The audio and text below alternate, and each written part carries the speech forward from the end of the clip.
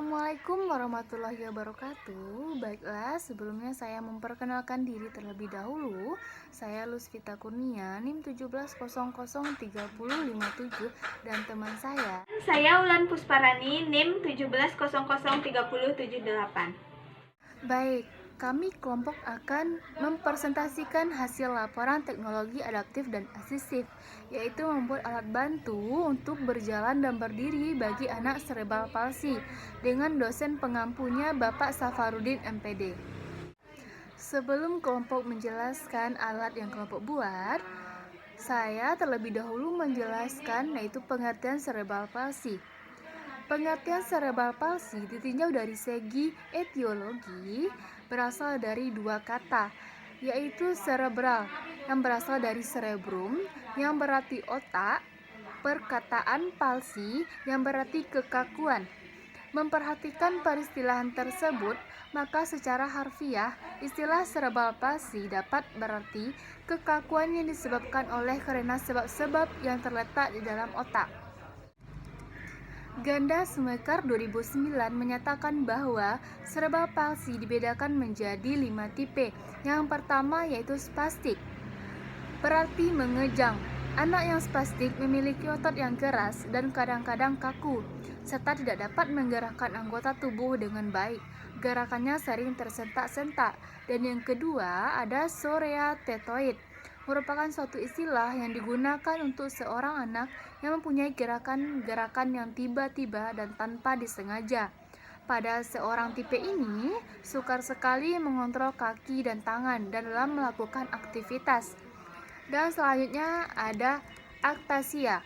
Seorang dengan tipe ini memiliki indera keseimbangan dan posisi badan kurang baik. Mereka memperlihatkan keluhan seperti pada waktu berjalan dan mudah jatuh apabila tidak dibantu. Gerakan-gerakan mereka cenderung kelihatan gugup atau gelisah dan goyang dengan pola gerakan yang berlebihan.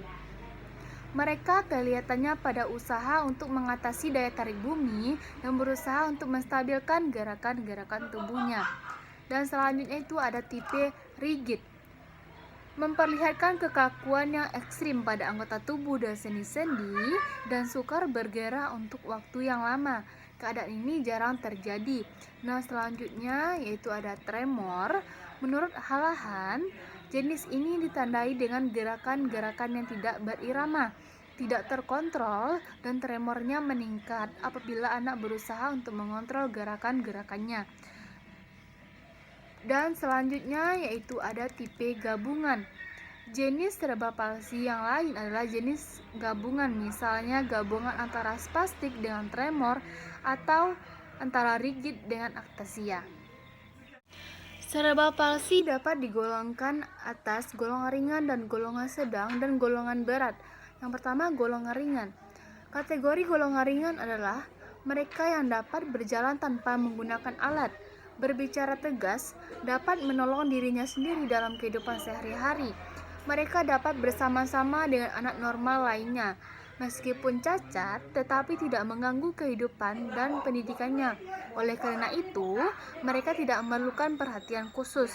Sedangkan pada golongan sedang, kategori golongan sedang adalah mereka yang membutuhkan treatment atau latihan khusus untuk berdiri, berbicara, berjalan, dan mengurus dirinya sendiri.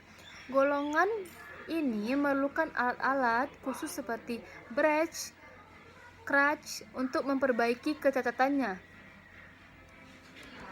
Sedangkan yang ketiga, golongan berat.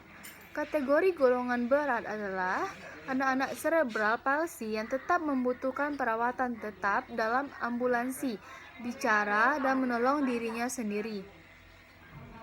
Selanjutnya itu penggolongan topografi anggota badan yang cacat. Dilihat dari topografi yaitu banyaknya anggota tubuh yang lumpuh. Cacat cerebral palsy dapat digolongkan menjadi 6 golongan, yaitu yang pertama itu monoplegia, hanya satu anggota gerak yang lumpuh, misalnya kaki kiri, sedangkan kaki kanan dan kedua tangannya normal. Selanjutnya itu hemiplegia, lumpuh anggota gerak atas dan bawah pada sisi yang sama, misalnya tangan kanan dan kaki kanan. Selain itu paraplegia, lumpuh pada kedua buah tungkai atau kedua kakinya.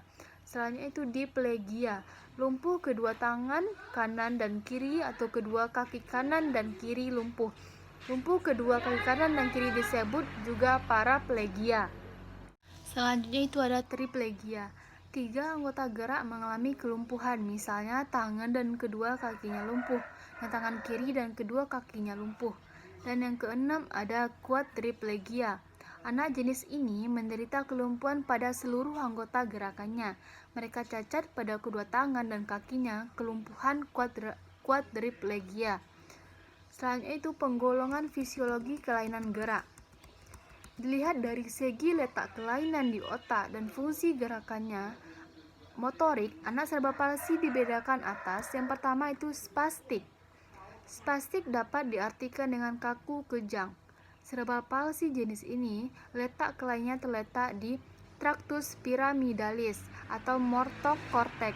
Penderita cerebral palsy jenis ini terdapat kekakuan pada sebagian atau seluruh otot-ototnya. Kekakuan pada otot organ bicara seperti pada lidah, pita suara, dan rahang bawah dapat menyebabkan kelainan dalam bicara.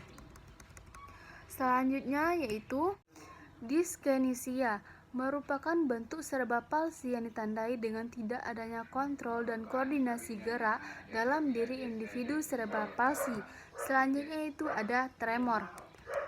Gejala yang tampak pada diri penderita adalah gerakan-gerakan kecil yang terus-menerus pada mata, tangan, atau pada kepala.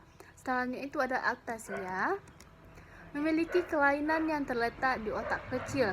Penderita mengalami gangguan keseimbangan, otot-ototnya tidak kaku, tetapi anak tidak dapat berdiri dan berjalan karena adanya gangguan keseimbangan tersebut. Andaikan anak berjalan seperti orang mabuk, kadang-kadang terlalu lebar atau terlalu pendek. Selanjutnya itu ada jenis campuran.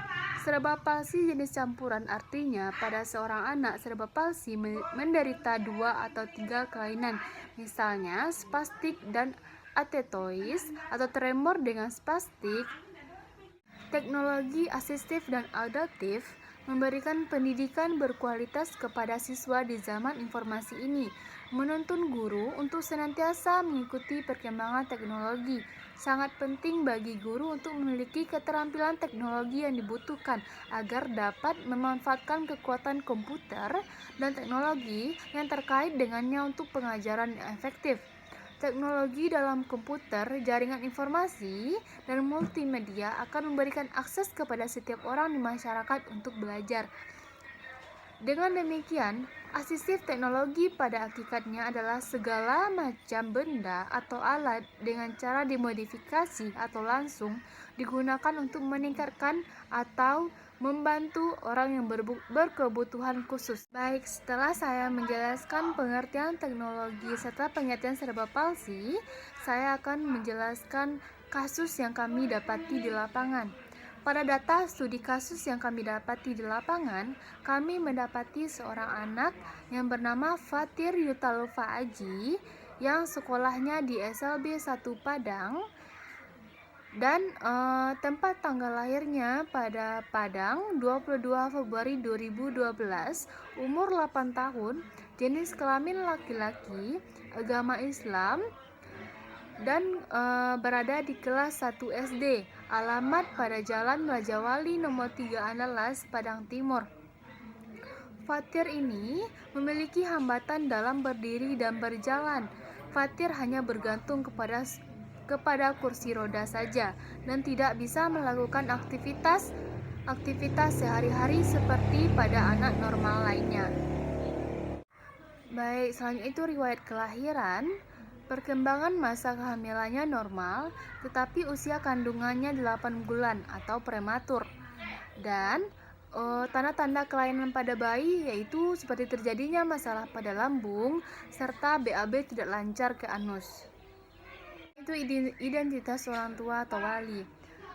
Ayah Fatir bernama Prihatomo Bayu Aji, umur 42 tahun, agama Islam, status ayah kandung, pekerjaan pokok karyawan swasta, alamat tinggal Jalan Raja Wali nomor 3 Andalas, Padang Timur.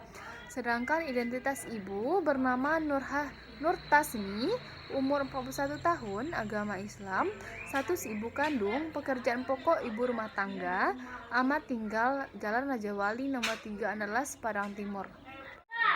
Dari pemaparan yang telah dijelaskan oleh teman saya tadi, jadi kami mengambil inisiatif untuk membuat alat yang bisa membantu anak untuk berdiri dan kemudian bisa berjalan. Dan alat itu kami modifikasi dari walker dan kami beri nama stand and step. Tujuan jangka pendek pembuatan alat ini yaitu agar anak dapat berdiri, dan tujuan jangka panjangnya setelah anak dapat berdiri dengan kokoh, anak juga dapat melangkahkan kaki dan belajar berjalan tanpa harus didampingi atau dibantu oleh orang tua langsung. Di sini tujuannya orang tua hanya perlu melihat atau memperhatikan anaknya dalam proses berjalan tanpa harus memegang ataupun terus memegang anak itu untuk berjalan.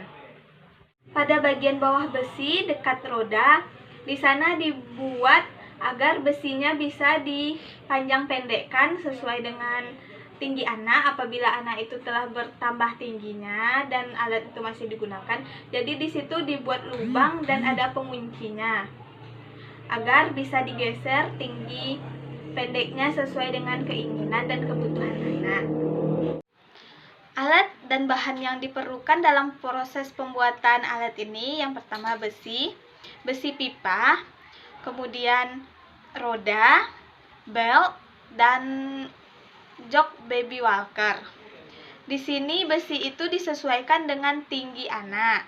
Dan sebelum pembuatan alat itu, sebaiknya kita mengukur tinggi anak terlebih dahulu agar bisa disesuaikan dan alat itu tidak terlalu pendek dan juga tidak terlalu tinggi untuk anak. Kemudian roda ini roda yang bisa berjalan ke segala arah, bukan hanya ke depan dan ke belakang, tapi juga bisa dibelokkan ke kiri maupun ke kanan. Dan di sini kegunaan jok baby walker itu supaya menopang anak agar dapat berdiri tegak. Bukan untuk jok baby walker untuk anak yang belajar berjalan, di mana untuk anak yang belajar berjalan itu kan untuk supaya anak itu bisa duduk dan kakinya sampai. Kalau di sini kegunaan jok baby walker itu sendiri untuk agar bisa menopang pinggang anak agar dapat berdiri dengan kokoh. Kemudian belt diletakkan di samping kiri kanan pinggang anak, dan kegunaannya di sini untuk menyesuaikan dengan pinggang anak sehingga anak bisa berdiri dengan kokoh. Untuk lebih jelasnya, besi ini digunakan untuk menopang tubuh anak agar dapat berdiri dengan kokoh dan juga digunakan agar alat ini dapat berdiri. Kemudian 4 buah roda yang digunakan untuk agar bisa mengarahkan anak berjalan dan melangkahkan kaki ke segala arah, baik ke depan, ke belakang maupun ke samping kiri dan kanan.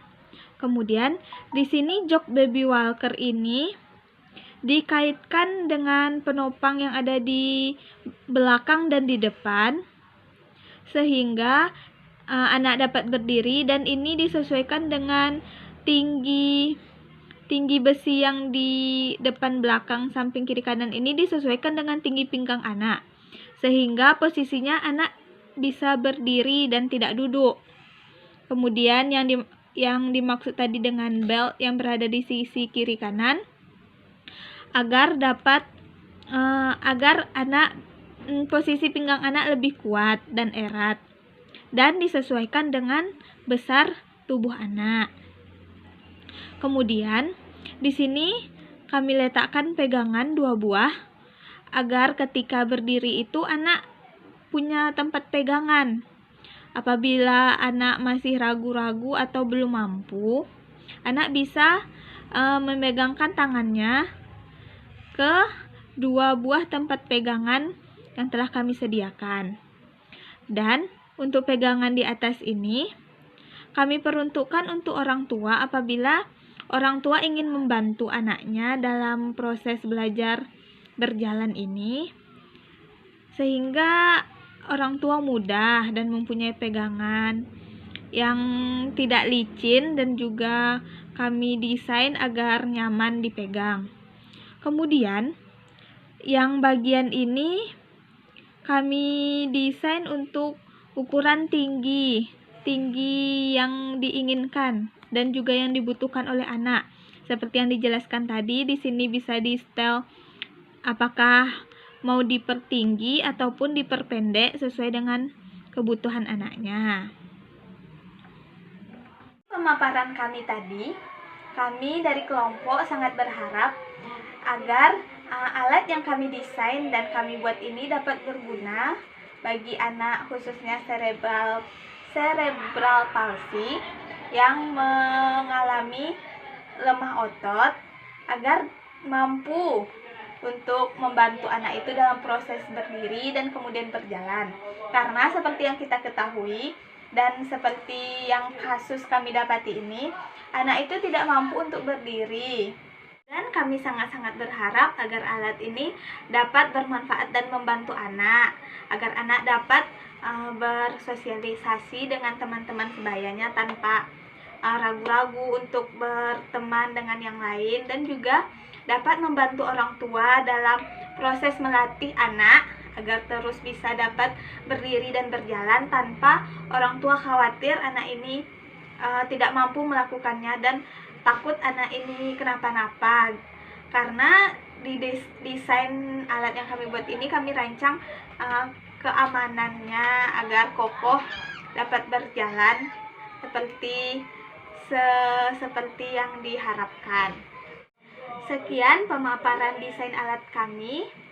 Semoga alat yang kami desain dan buat ini dapat bermanfaat bagi anak-anak yang membutuhkannya.